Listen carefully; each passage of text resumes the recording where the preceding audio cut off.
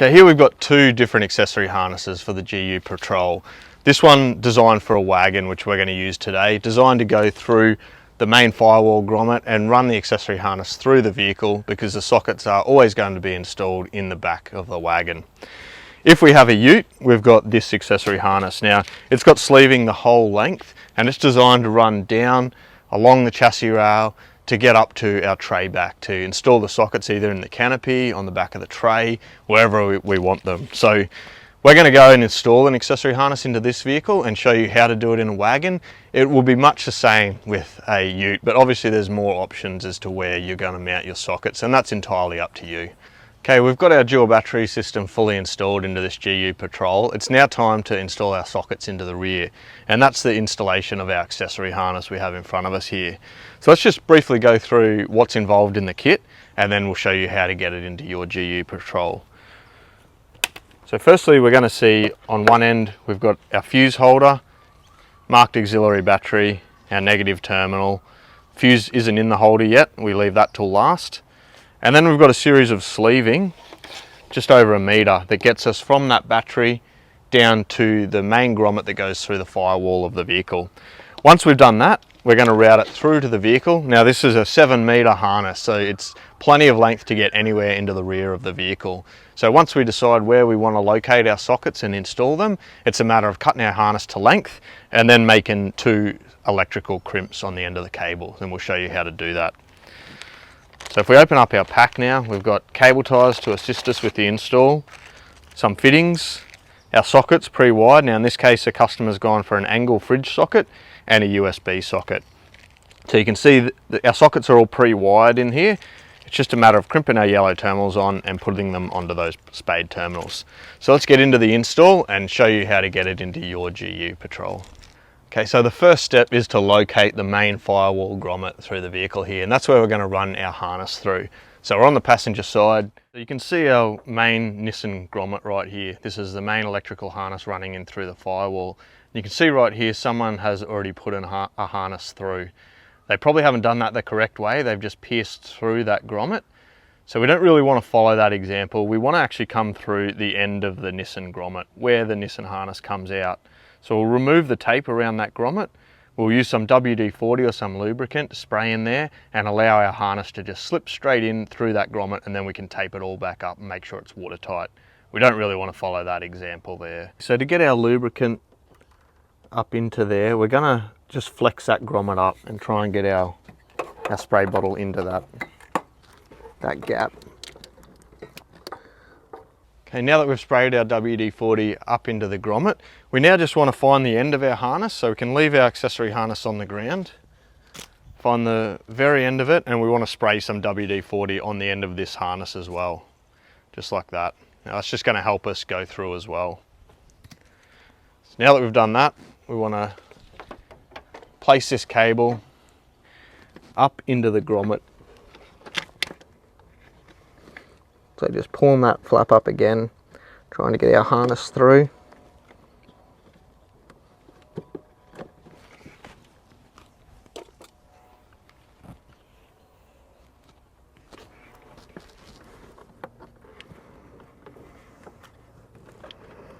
Like that, so you can see it's gone in. Now if I just feed it, that lubricant's really going to help it just find its way. Once we're in a fair way, I can see it's pushing onto this grommet there. I might be able to push my finger and help it make that corner. And once it has kind of made the corner, then we're going to be able to go inside and really just find that cable and pull the excess through. So let's go see if we can find it. Okay, so we're in under the glove box now from the left-hand side front seat. So I'm looking up here, I can see that's the other harness that someone's put in. Here's our grommet and there's our cable already sticking through.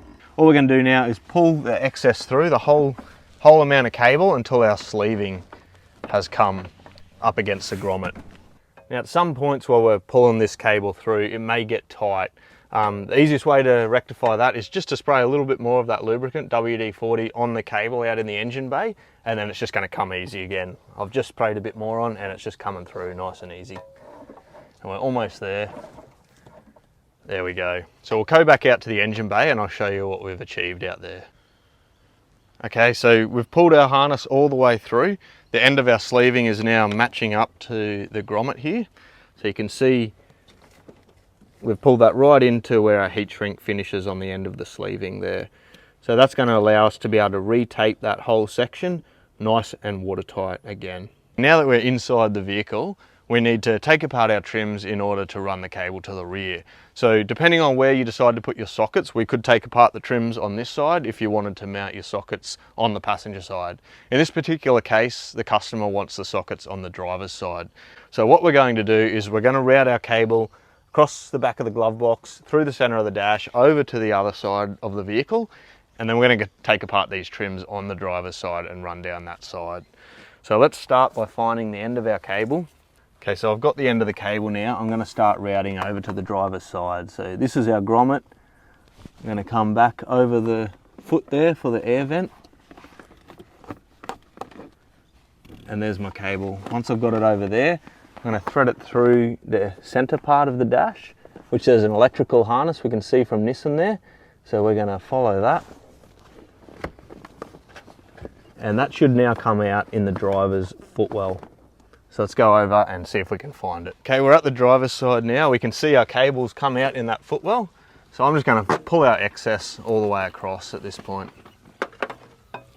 And just remembering that we don't want to pull it too tight because we do want to cable tie two things. So the next step is we're going to want to come down the driver's side. So we're going to want to take apart these footwell trims so that we can get our harness in under here. So the first step will be taking apart this foot trim here. Now these just clip in with plastic clips, so there's no screws, no bolts holding them in. It's just a matter of getting your fingers under there, releasing those tabs and working your way down. So let's start at this end. So I'm just going to grab my finger. I can feel that first one just released. So just working my finger down, I can feel the second one there and it's released. And now there's a third.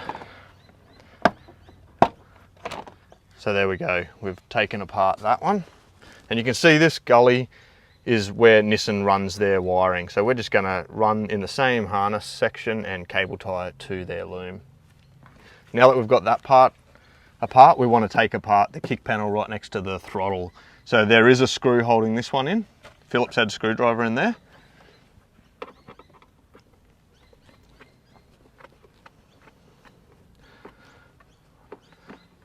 So take apart that screw and we'll just leave that aside. Then it's just a matter of pulling this kick panel towards us. So let's just give that a tug, there we go.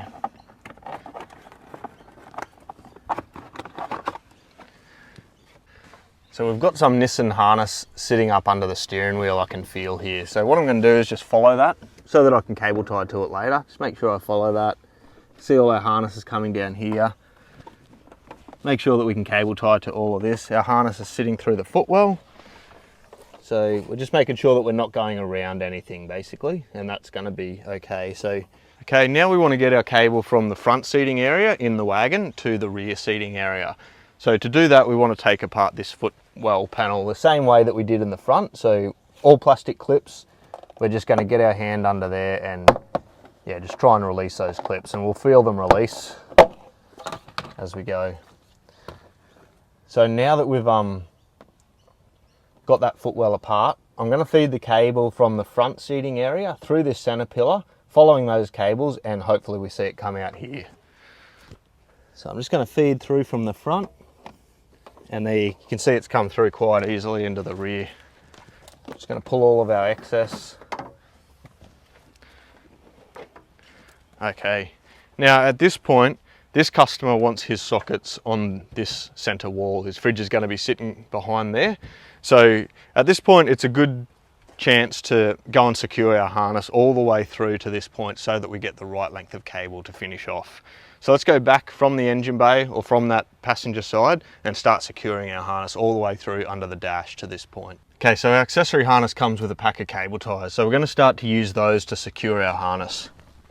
So remember, we were following the Nissan harness up through here. So let's put a cable tie around there.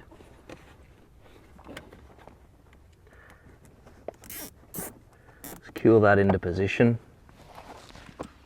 And let's come across to the driver's side. Doing the same thing on the driver's side. I can feel the Nissan harness up under here, so I'm just going to cable tie around that. But just make sure that you're away from, if it's a manual, definitely want to be away from the clutch pedal, the brake pedals. We want to be out of their way. So that's why it's good to be sticking to this Nissan harness that runs under here, because it is out of the way of any of those moving parts. But just do a visual and just make sure that you are out of the way. And just continue to secure the harness, especially in this area of the driver's footwell where there is moving parts. So I'm going to use a few. And once we have it all secure, we can come back and cut off these cable tie ends and make it all nice and neat. So now heading back down through that footwell, a couple cable ties here.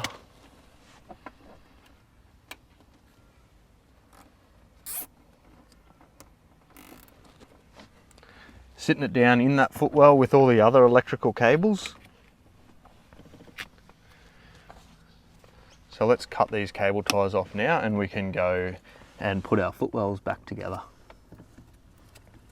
Okay, so putting our footwell back together, we have that Phillips head screwdriver, we have a plastic clip that we want to locate that goes against the body, and then we also have our plastic clip at the back. So let's go and sit that into position, making sure that our foot goes past all those cables, making sure it goes past the throttle accelerator pedal. And then we want to make sure that this guard goes on the outside of the body there. So sitting that into position. Once we've got it in, we can push against the side of that and put that foot back into location. Like so. And then we can go and reinstall our Phillips head screwdriver screw into the body.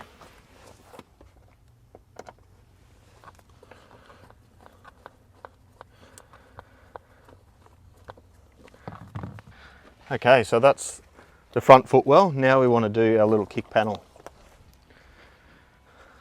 So sitting our kick panel like that, cutout meets the seat mount.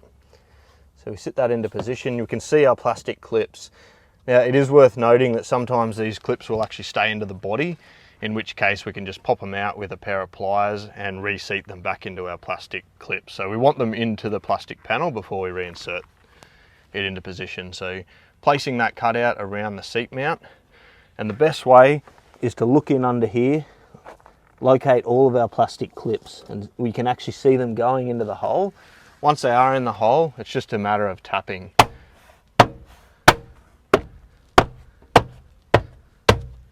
And that's our footwell all back together. So in this case, the customer's chosen to place our sockets in this location. So you can charge tools via the USB, plug his fridge into the angle fridge socket there. So this is the location we're aiming for. So we've got all our accessories in the pack. So what we're going to do to get our cable here is we're going to pull up this rubber grommet. See on the car. Now that's going to allow us to run our cable all the way up to here. Now what we want to do is we need to make a small hole, only enough for our cable to come out of, basically into this plastic panel. But before we do that, we want to make sure that we're clear behind there. We don't want to just go and drill through and hope for the best. We need to make sure that there's nothing in the way. So I'm going to pop these panels off so that I can have a visual inspection in through there, and maybe with a torch or a light looking through that gap, just make sure there's nothing in the way. Okay, to pop this panel off, similar to our footwell panels, it's just plastic clips. So I'm just going to get a little lever in there and push away from the vehicle. And there we go, our plastic clips release. So now I can pull that quite a fair way away from the vehicle and I can inspect in there. We've got our seat belt going down behind this carpeted area. So we want to make sure our cable comes up. There is an existing cable in here from Nissan. So we're going to follow that cable up into the area that we want to come out here. And I can already see that we're clear to drill through there, but we needed to make sure of that. So now let's go get a drill bit. Make maybe a 10mm hole through this plastic just for our cable to come out and connect to our sockets. Okay, so I've got a 10mm drill bit here. I'm just going to see where I want to mount my sockets. Here's going to be a good spot for us. This vehicle is a work vehicle, there's no seats in the rear. So we're going to sit it in this location. So basically I want my hole to come out just just a little bit up from there. So just one more inspection, make sure we're clear, place a hole through the center.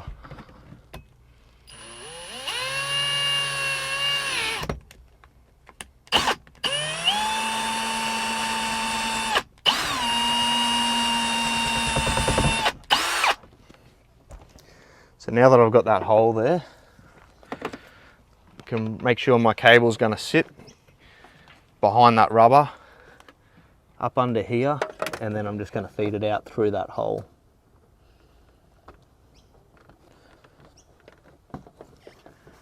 And we want to pull all the excess out at this point, because this is where we want to cut our cable to length. So we really do want to sit it in the exact route that we're going to take.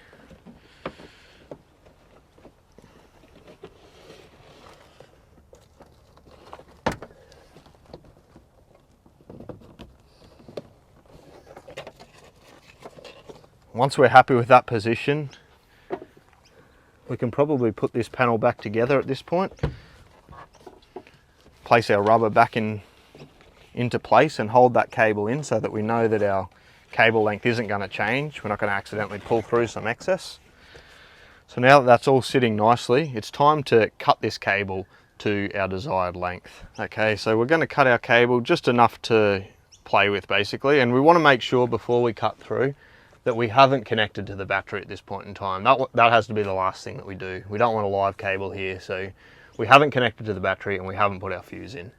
So we're safe to cut that cable and get rid of our excess. So now we want to separate these two, the red and the black wire, just enough to get our terminals on. So it's a double insulated cable. Going to get rid of the insulation.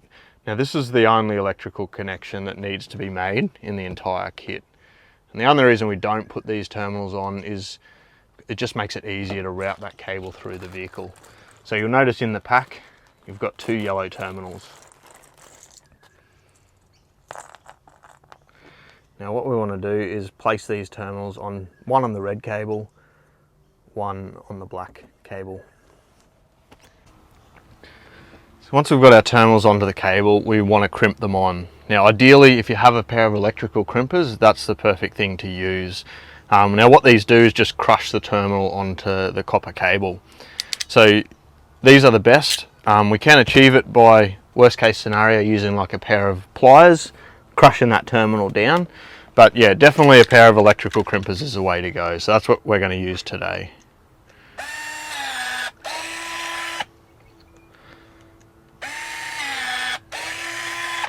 So we're going to crimp those down, and if you want to just make sure, give them a good pull and make sure that we have got a good connection there.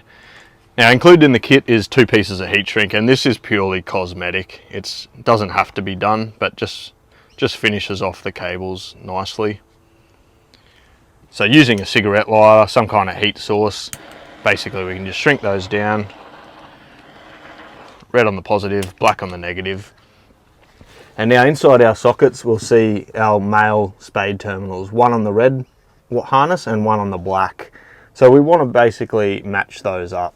So our black one firstly onto the black cable, and that's going to power up both of our sockets once we connect to our battery. And then the positive one on that red terminal.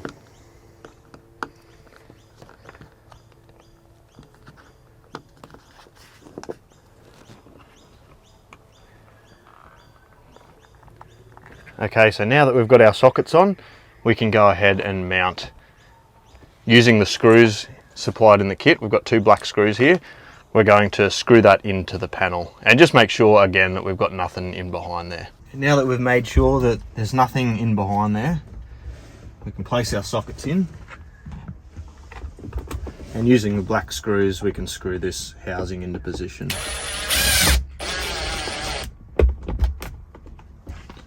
Going to line them both up first.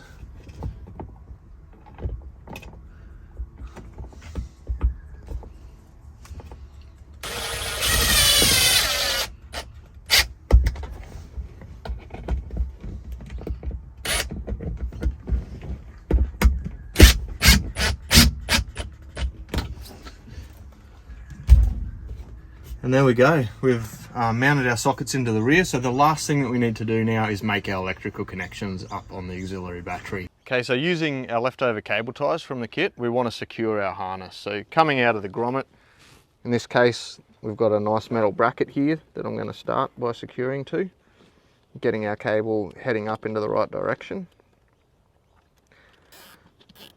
One cable tie there. Once we get up to the Nissan harness, we can just secure to that harness.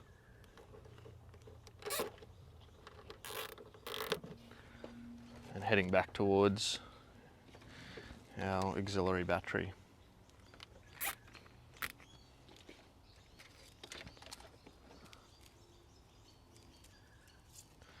We can cable tie to our hold down clamp as well to get across to the battery itself.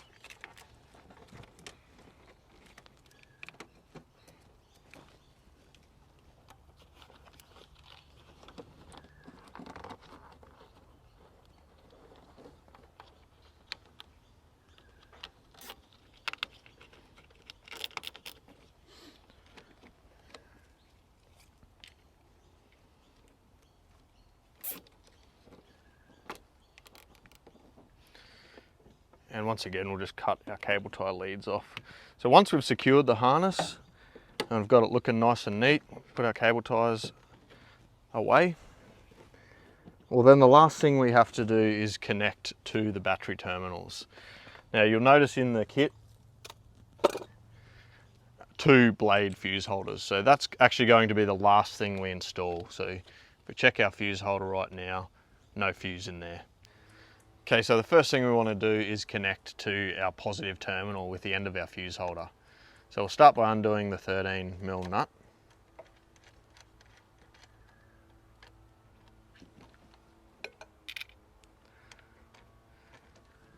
And we want to place our fuse holder on top of the red arc charger terminal.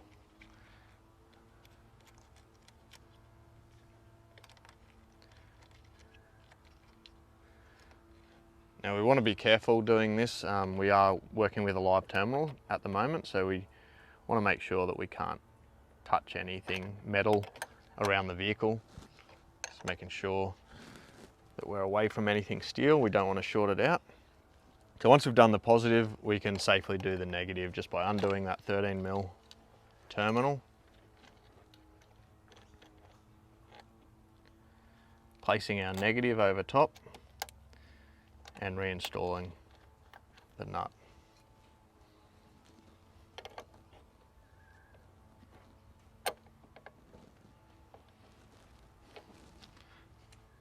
Now once we've done that up tight, secured it, the final thing is to place our 15 amp fuse into the fuse holder.